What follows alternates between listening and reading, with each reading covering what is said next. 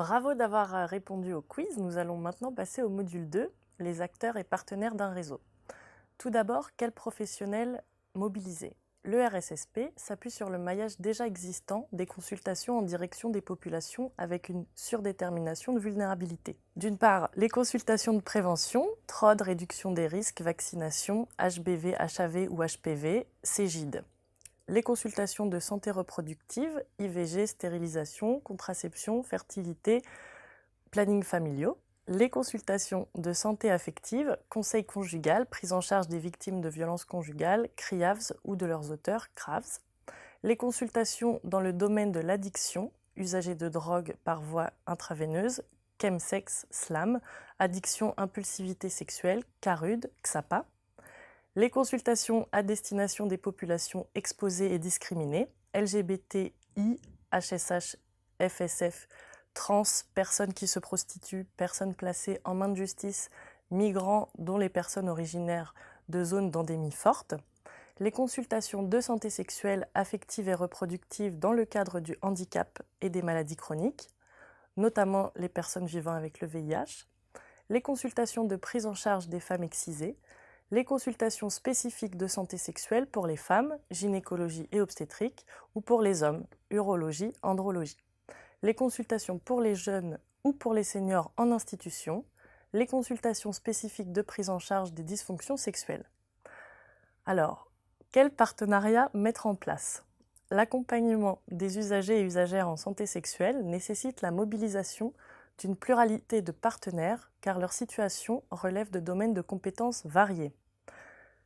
Les collectivités territoriales, municipales, départementales et régionales, centres municipaux de santé, politiques locales en santé sexuelle, les institutions judiciaires, avocats, juristes, police, gendarmerie, procureurs, juges aux affaires familiales, etc.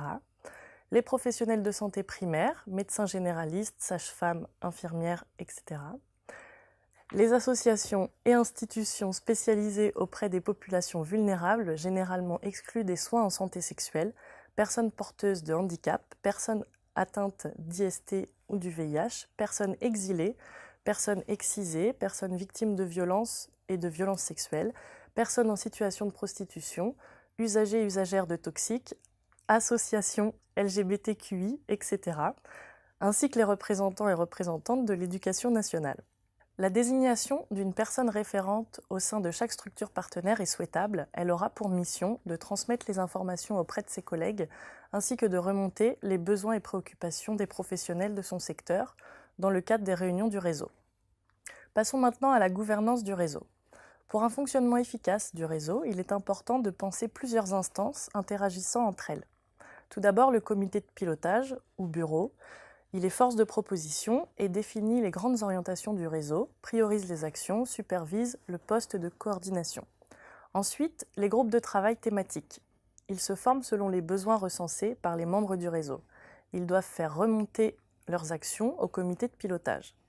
Les professionnels peuvent se pencher sur l'analyse de l'offre de soins existante en santé sexuelle, réfléchir à son amélioration et émettre des préconisations aux partenaires et aux institutions. Enfin, une journée annuelle du réseau pendant laquelle a lieu l'Assemblée générale de l'association.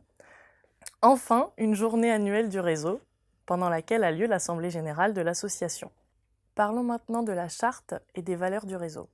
En tant que droit assuré et porté par le secteur public, la santé sexuelle est pleinement associée à la santé globale des individus et à l'ensemble des dimensions de la dignité humaine, qu'elles soient physiques, comportementales ou idéologiques.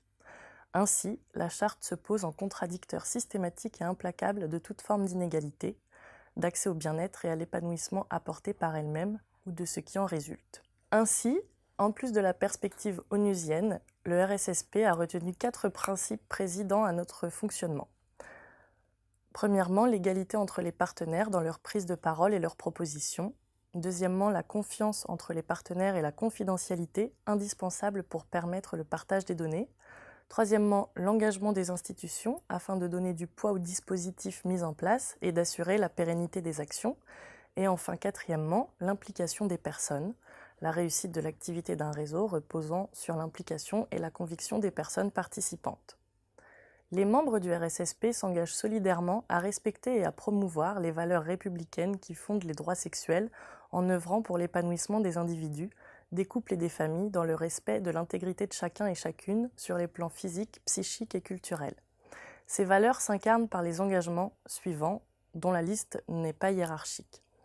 Manifester son engagement aux valeurs défendues par la présente charte, une gouvernance associative, démocratique, paritaire et égalitaire entre les genres, sexes, formations, disciplines, reflétant la diversité d'une communauté professionnelle multidisciplinaire et d'une société d'usagers et d'usagères tout aussi plurielle, une écriture inclusive et un ordre nominal alphabétique non hiérarchique, la réduction des inégalités et des discriminations de l'accès aux soins, l'affirmation des libertés individuelles et des droits humains, l'équité en matière de santé en luttant contre toutes les formes de vulnérabilité et en déconstruisant les stéréotypes de genre, sexe, confession, classe, éducation, origine, etc., socioculturels et identitaires.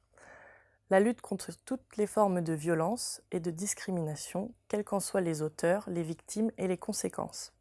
L'attachement aux missions d'information, de conseil et d'accompagnement par le renforcement des capacités de chacun et chacune de manière personnalisée et participative, la valorisation et la diffusion des innovations positives, la mise en avant de toutes les dimensions de la sexualité en termes d'érotisme, de désir, de plaisir, dans une perspective à la fois interindividuelle, intrapsychique et culturelle, et le développement des liens entre les institutions par la réalisation d'actions communes, notamment en matière de construction de parcours de soins, de formation et de recherche. Parlons maintenant des bénéfices du travail en réseau. Il se situe à plusieurs niveaux. Premièrement, pour les professionnels de santé, cela leur permet une meilleure connaissance des partenaires, ce qui facilite un accompagnement adapté et une orientation pour répondre à la globalité des besoins des usagers et usagères.